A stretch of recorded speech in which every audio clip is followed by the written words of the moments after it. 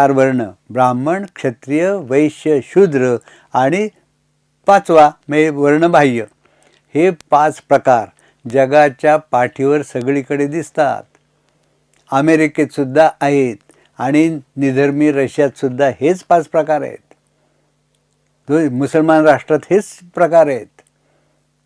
हे बघा, उदाहरण देतो म्हणजे लक्षात येईल. शाळेतले सगळे शिक्षक, प्राध्यापक, संशोधक हे ब्राह्मण आहेत.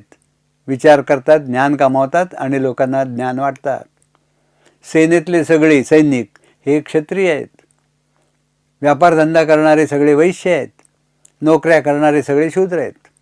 आणि हे 4ही प्रकार न करता चोऱ्यामाऱ्या करून आयुष्य कंटणारे हे चांडाळ वर्णबाह्य आहेत की नाही. बघा, जगात सगळीकडे दिसेल.